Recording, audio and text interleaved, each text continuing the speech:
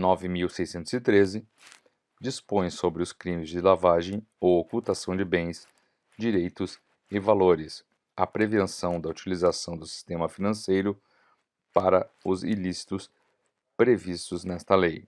Cria o Conselho de Controle de Atividades Financeiras, COAF, e dá outras providências.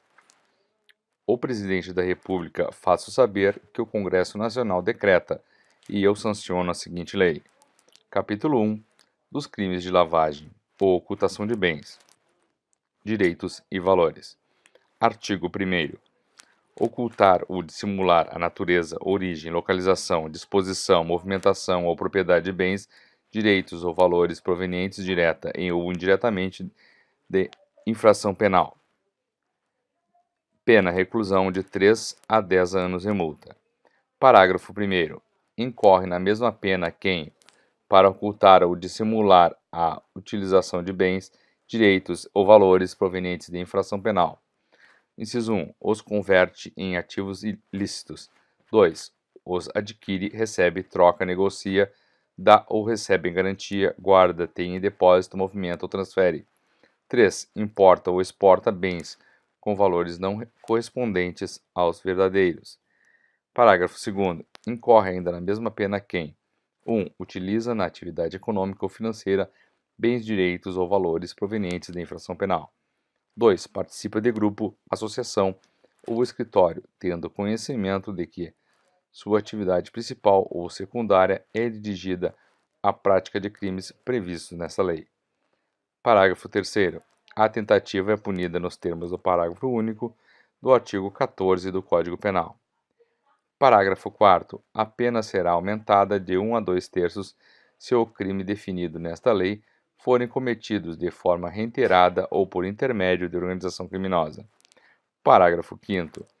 A pena poderá ser reduzida de 1 a 2/3 e ser cumprida em regime aberto ou semiaberto, facultando-se ao juiz deixar de aplicá-la ou substituí-la a qualquer tempo por pena restritiva de direitos, se o autor, coautor ou partícipe colaborar espontaneamente com as autoridades, prestando esclarecimentos que conduzam à apuração das infrações penais, à identificação dos autores, coautores e partícipes, ou à localização dos bens, direitos ou valores objeto do crime. Capítulo 2. Disposições processuais especiais. Artigo 2º. O processo e julgamento dos crimes previstos nesta lei, inciso 1, obedecem às disposições relativas ao procedimento comum dos crimes punidos com reclusão, da competência do juiz singular. Inciso 2. Independem do processo e julgamento das infrações penais antecedentes, ainda que praticados em outro país, cabendo ao juiz competente para os crimes previstos nesta lei a decisão sobre a unidade de processo e julgamento. Inciso 3. São da competência da Justiça Federal, alínea A, quando praticados contra o sistema financeiro e a ordem econômica financeira, ou em detrimento de bens, serviços ou interesses da União, ou de suas entidades autárquicas ou empresas públicas. Alínea B, quando a infração penal antecedente for de competência da Justiça Federal. Parágrafo 1º.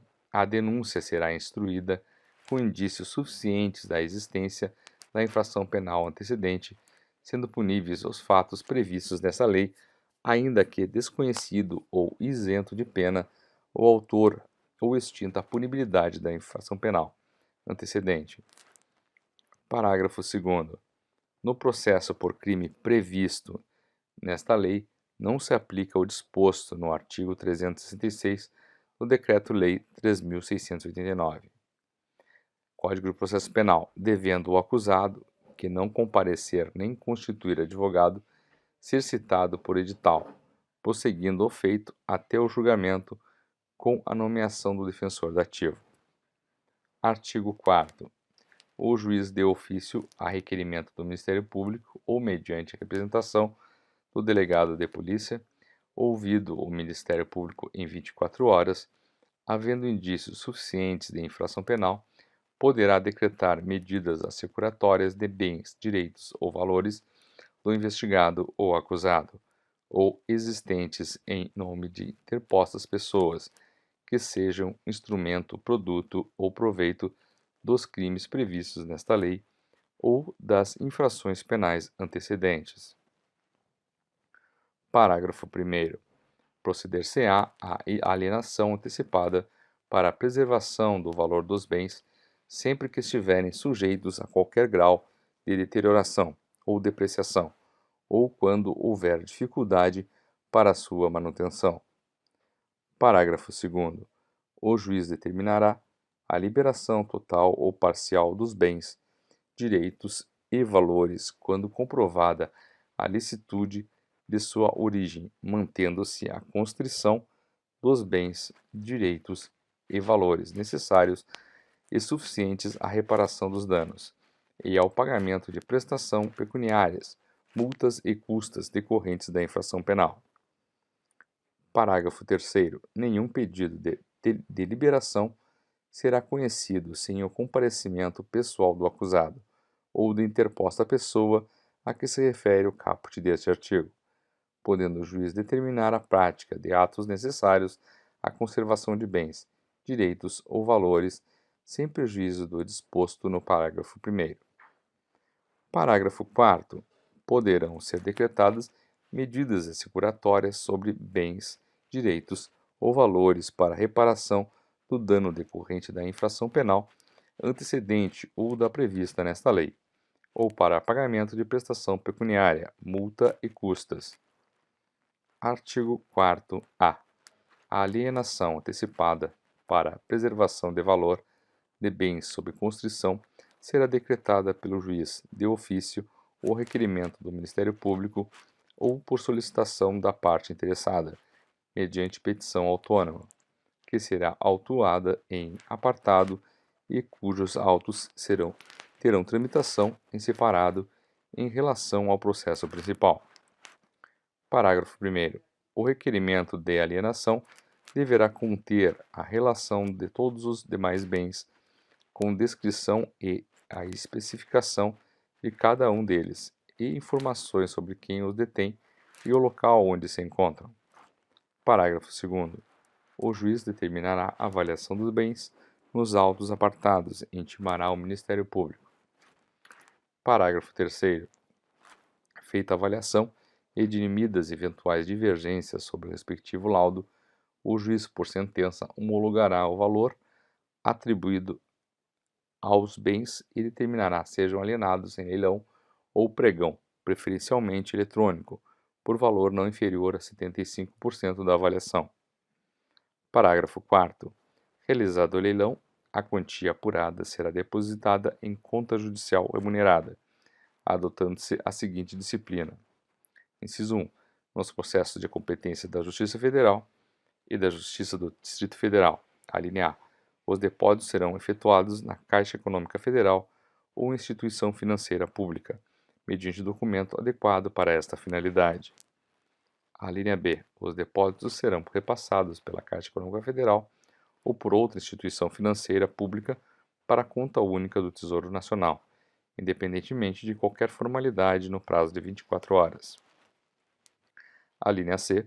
Os valores devolvidos pela Caixa Econômica Federal ou por instituição financeira pública serão debitados à conta única do Tesouro Nacional em subconta da restituição.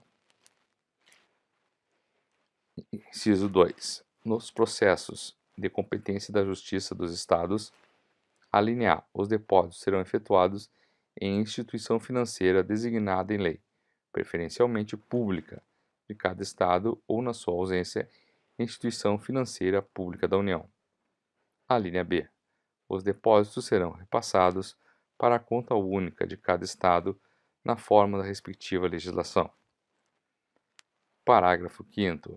Mediante ordem da autoridade judicial, o valor do depósito após o trânsito em julgado da sentença proferida na ação penal será, inciso 1, em caso de sentença condenatória, nos processos de competência da Justiça Federal e da Justiça do Distrito Federal, incorporado definitivamente ao patrimônio da União e nos processos de competência da Justiça Estadual, incorporado ao patrimônio do Estado respectivo. Inciso 2. Em caso de sentença absolutória extintiva de punibilidade colocada à disposição do réu pela instituição financeira acrescido da remuneração na conta judicial. Parágrafo 6º. A instituição financeira depositária manterá controle dos valores depositados ou devolvidos. Parágrafo 7º. Serão deduzidos da quantia apurada no leilão todos os tributos e multas incidentes sobre o bem alienado, sem prejuízo de iniciativas que, no âmbito da competência de cada ente da federação, tenha a desonerar bens sob constrição judicial daqueles ônus. Parágrafo 8º. Sendo o depósito a que se refere o parágrafo 4º desse artigo, os autos da alienação serão apensados aos do processo principal. Parágrafo 9º. Terão apenas efeito devolutivo os recursos interpostos contra as decisões proferidas no curso de procedimento previsto neste artigo. Parágrafo 10º. Sobrevindo o trânsito em julgado de sentença penal condenatória, o juiz decretará em favor, conforme o caso, da União ou do Estado. Inciso 1. Perda dos valores depositados na conta remunerada e da fiança. Inciso 2. Perda dos bens não alienados antecipadamente e daqueles aos quais não foi dada destinação prévia. Inciso 3. A perda dos bens não reclamados no prazo de 90 dias após o trânsito em julgado da sentença condenatória, ressalvado o direito do lesado ou terceiro de boa-fé. Parágrafo 11. Os bens a que se referem os incisos 2 e 3 do parágrafo 10 deste artigo serão adjudicados ou levados a leilão, depositando-se o saldo na conta única do respectivo ente. Parágrafo 12. O juiz determinará ao registro público o competente que emita documento de habilitação à circulação e utilização dos bens colocados sob uso e custódia das entidades a que se refere o caput desse artigo. Parágrafo 3º. Os recursos decorrentes da alienação antecipada de bens, direitos e valores oriundos do crime de tráfico ilícito de drogas e que tenham sido objeto de dissimulação e ocultação, nos termos desta lei, permanecem submetidos à disciplina definida em lei específica. Artigo 4b. A ordem de prisão de pessoas ou medidas assecuratórias de bens, direitos ou valores poderão ser suspensas pelo juiz, ouvido o Ministério Público, quando a sua execução imediata puder comprometer as investigações. 5. Quando as circunstâncias o aconselharem, o juiz, ouvido o Ministério Público, nomeará a pessoa física ou jurídica qualificada para a administração dos bens, direitos ou valores sujeitos a medidas executórias mediante termo de compromisso. Artigo 6º.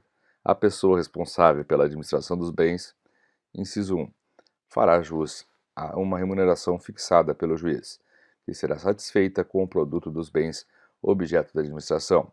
Inciso 2. Prestará, por determinação judicial, informações periódicas da situação dos bens sob sua administração, bem como explicações e detalhamentos sobre investimentos e reinvestimentos realizados. Parágrafo único. Os atos relativos à administração dos bens, sujeitos a medidas executórias, serão levados ao conhecimento do Ministério Público e requererá o que entender cabível. Capítulo 3. Dos efeitos da condenação. Artigo 7.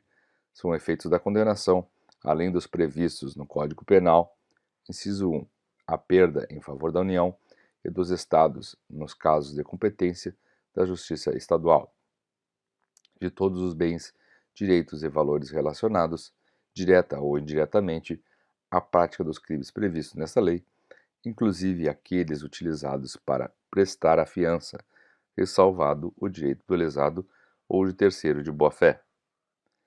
Inciso 2. A interdição do exercício de cargo ou função pública, de qualquer natureza, e de diretor, de membro de conselho de administração ou de gerência das pessoas jurídicas referidas no artigo 9º pelo dobro do tempo da pena privativa de liberdade aplicada.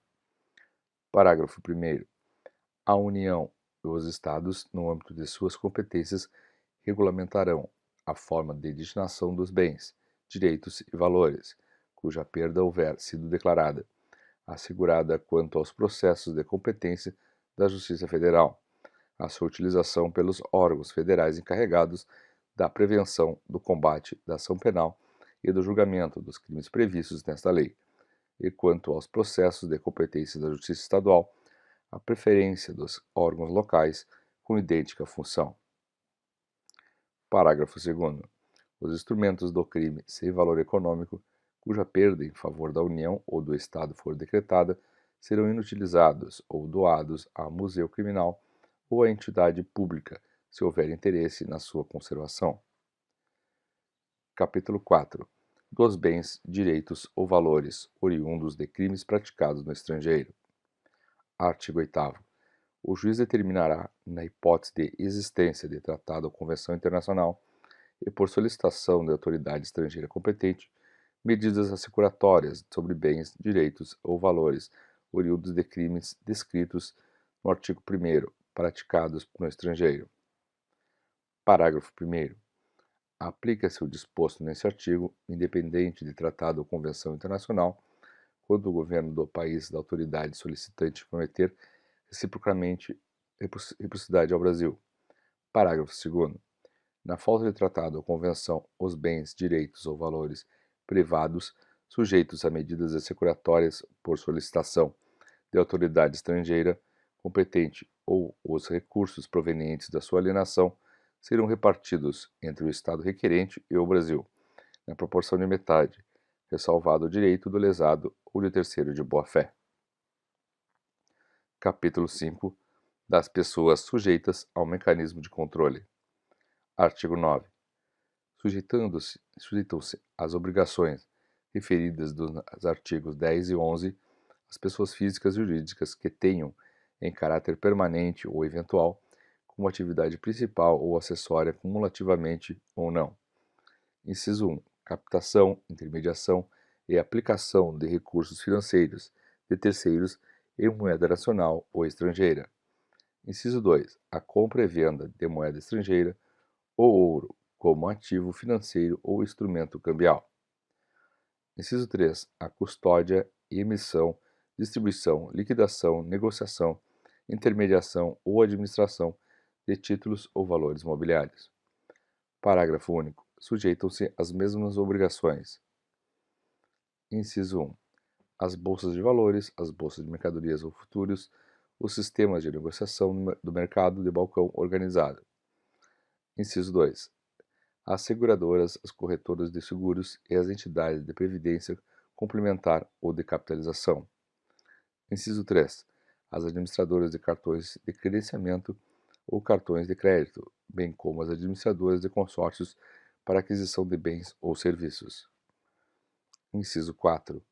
As administradoras ou empresas que se utilizem de cartão ou qualquer outro meio eletrônico, magnético ou equivalente que permita a transferência de fundos. Inciso 5. As empresas de arrendamento mercantil leasing, as empresas de fomento comercial factor e as empresas simples de crédito. Inciso 6. As sociedades que efetuem distribuição de dinheiro ou quaisquer bens móveis, imóveis, mercadorias, serviços ou ainda concedam descontos na sua aquisição mediante sorteio ou método assemelhado. Inciso 7. As filiais ou representações de entes estrangeiros que exerçam no Brasil qualquer das atividades listadas neste artigo, ainda que de forma eventual. Inciso 8. As demais entidades cujo funcionamento dependa de autorização de órgão regulador, dos mercados financeiros, de câmbio de capitais e de seguros.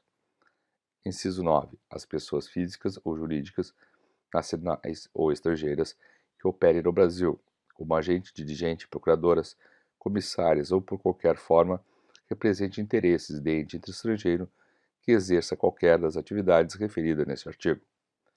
Inciso 10. As pessoas físicas ou jurídicas que exerçam atividades de promoção imobiliária ou compra e venda de imóveis. Inciso 11. As pessoas físicas ou jurídicas que comercializem joias, pedras e metais preciosos, objetos de arte e antiguidades. Inciso 12.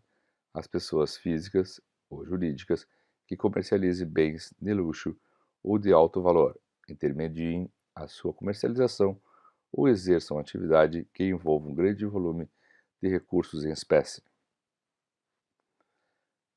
Inciso 13. As juntas comerciais e registros públicos. Inciso 14.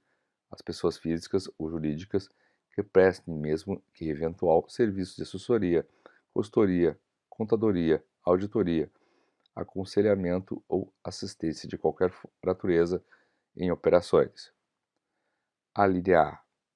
De compra e venda de imóveis, estabelecimentos comerciais ou industriais ou participações societárias de qualquer natureza. A linha B. De gestão de fundos, valores mobiliários ou outros ativos. A linha C. De abertura ou gestão de contas bancárias, de poupança, investimentos ou de valores mobiliários. A linha D. De criação, exploração ou gestão de sociedades, de qualquer natureza, fundações, fundos fiduciários ou estruturas análogas. A linha E. Financeiras, societárias ou imobiliárias. A linha F. De alienação ou aquisição de direitos sobre contratos relacionados a atividades esportivas ou artísticas profissionais. Inciso 15. Pessoas físicas ou jurídicas que atuem na promoção, intermediação, comercialização, agenciamento ou negociação de direitos de transferência de atletas, artistas ou feiras, exposições ou eventos similares. Inciso 16. As empresas de transporte e guarda de valores.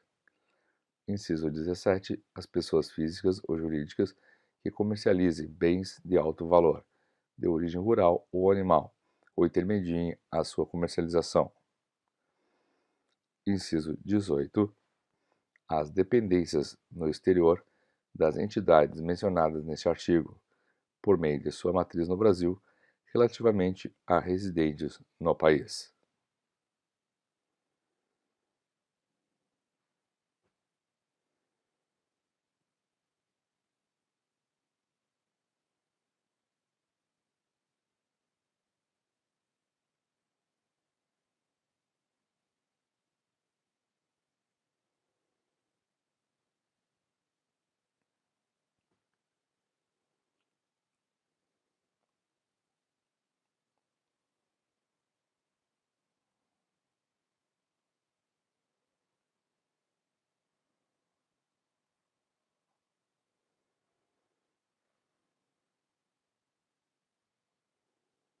Capítulo 6. Da identificação dos clientes e manutenção de registros.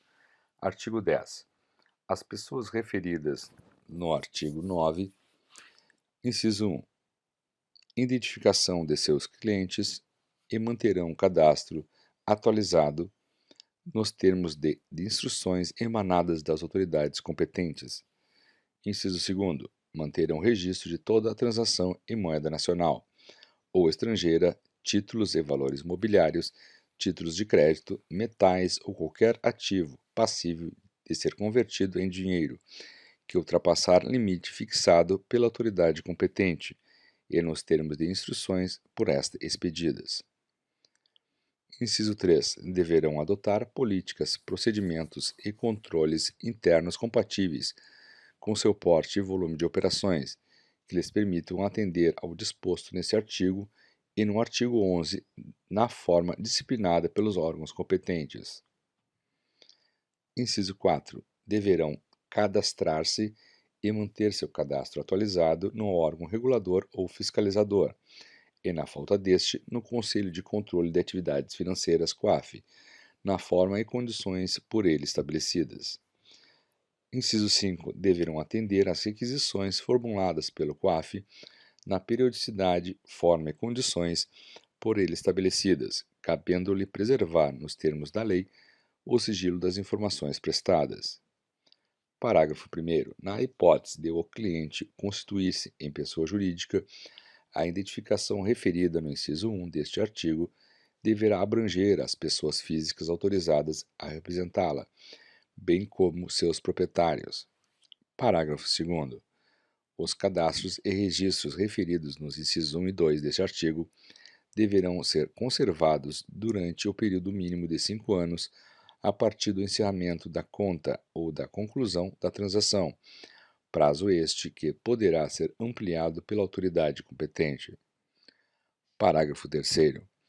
O registro referido no inciso 2º deste artigo será efetuado também quando a pessoa física ou jurídica, seus entes ligados, houver realizado em mesmo mês calendário operações com uma mesma pessoa, conglomerado ou grupo que, em seu conjunto, ultrapassem o limite fixado pela autoridade competente. Artigo 10-A. O Banco Central manterá registro centralizado, formando o Cadastro Geral de Correntistas e clientes de instituições financeiras, bem como de seus procuradores. Capítulo 7. Da comunicação de operações financeiras. Artigo 11.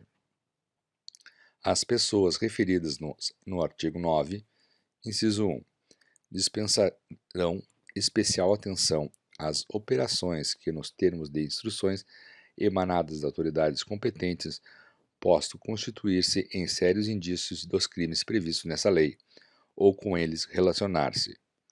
Inciso 2. Deverão comunicar ao COAF, abstendo-se de dar ciência de tal ato a qualquer pessoa, inclusive aquela a qual se refira a informação, no prazo de 24 horas. A proposta ou realização, alínea A, de todas as transações referidas no inciso 2 do artigo 10, acompanhadas de identificação de que trata o inciso 1 do mencionado artigo. Alínea B, das operações referidas no inciso 1. Inciso 3.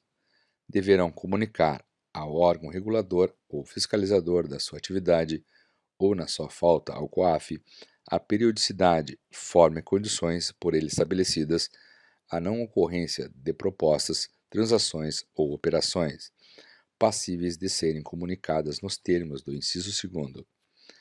Parágrafo 1º. As autoridades competentes das instruções referidas no inciso 1 deste artigo elaborarão relação de operações que, por suas características, no que se referem às partes envolvidas, valores, forma de realização, instrumentos utilizados ou pela falta de fundamento econômico ou legal, possam configurar a hipótese nele prevista. Parágrafo 2º. As comunicações de boa-fé feitas na forma prevista neste artigo não acarretarão responsabilidade civil ou administrativa. Parágrafo 3º. O COAF disponibilizará as comunicações recebidas com base no inciso 2 do caput aos respectivos órgãos responsáveis pela regulação ou fiscalização das pessoas a que se refere o artigo 9. Artigo 11-A. As transferências internacionais e os saques em espécie deverão ser previamente comunicados à instituição financeira nos termos, limites, prazos e condições fixados pelo Banco Central do Brasil.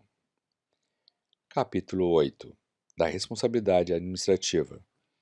Artigo 12. As pessoas referidas no artigo 9, bem como aos administradores das pessoas jurídicas que deixem de cumprir as obrigações previstas nos artigos 10 e 11, serão aplicadas cumulativamente ou não, pelas autoridades competentes as seguintes sanções. Inciso 1. A advertência. Inciso 2. Multa pecuniária variável não superior. Alínea A, ao dobro do valor da operação.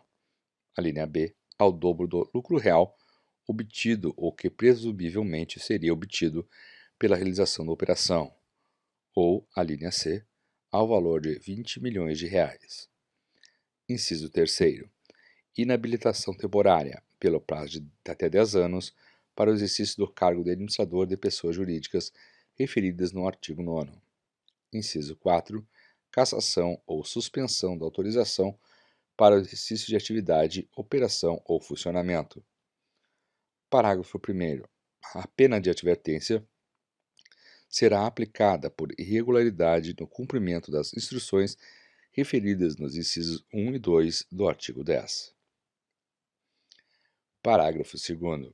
A multa será aplicada sempre que as pessoas referidas no artigo 9, por culpa ou dolo, inciso 1, deixarem de sanar as irregularidades objeto de advertência no prazo assinalado pela autoridade competente.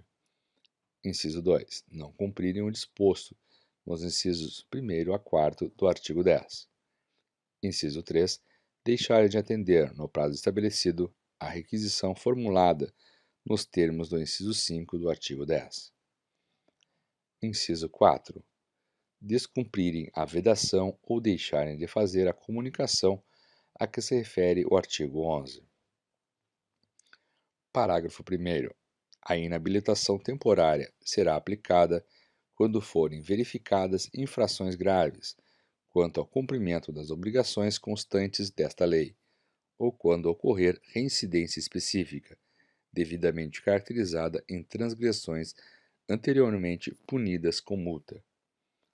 Parágrafo 4º. A cassação da autorização será aplicada nos casos de reincidência específica de infrações anteriormente punidas com a pena prevista no inciso 3 do caput deste artigo. Capítulo 9. Do Conselho de Controle de Atividades Financeiras. Artigo 14.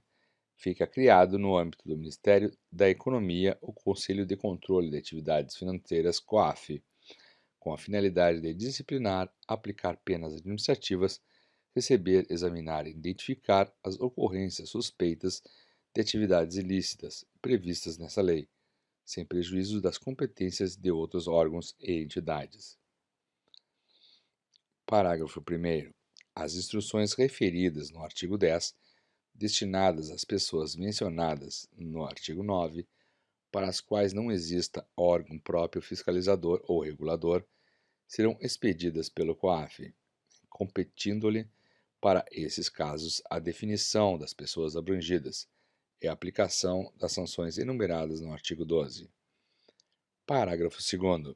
O COAF deverá ainda coordenar e propor mecanismos de cooperação e de troca de informações que viabilizarem ações rápidas e eficientes no combate à ocultação ou dissimulação de bens, direitos e valores. Parágrafo 3º. O COAF poderá requerer aos órgãos de administração pública as informações cadastrais, bancárias e financeiras de pessoas envolvidas em atividades suspeitas. Artigo 15. O COAF comunicará às autoridades competentes para a instauração dos procedimentos cabíveis, quando concluir pela existência de crime previsto nessa lei, de fundados indícios de sua prática ou de qualquer outro ilícito. Capítulo 10. Disposições gerais. Artigo 17-A. Aplicam-se subsidiariamente as disposições do Decreto 3.689, Código de Processo Penal, no que for incompatíveis com esta lei. Artigo 17-B. A autoridade policial e o Ministério Público terão acesso exclusivamente aos dados cadastrais do investigado, que informam qualificação pessoal, filiação e endereço independentemente de autorização judicial, mantidos pela Justiça Eleitoral, pelas empresas telefônicas, pelas instituições financeiras, pelos provedores de internet e pelas administradoras de cartão de crédito. Artigo 17-C. Os encaminhamentos das instituições financeiras e tributárias em resposta às ordens judiciais de quebra ou transferência de sigilo deverão ser, sempre que determinado, em meio informático e apresentados em arquivos que impossibilitem a migração de informações para os autos do processo sem redigitação. Artigo 17-B. Em caso de indiciamento de servidor público, este será afastado, sem prejuízo da remuneração e demais direitos previstos em lei, até que o juiz competente autorize em decisão fundamentada o seu retorno. Artigo 17-E. A Secretaria da Receita Federal do Brasil conservará os dados fiscais dos contribuintes pelo prazo mínimo de 5 anos, contado a partir do início do exercício seguinte ao da declaração de renda, respectiva ou ao do pagamento do tributo. Artigo 18. Esta lei entra em vigor na data de sua publicação.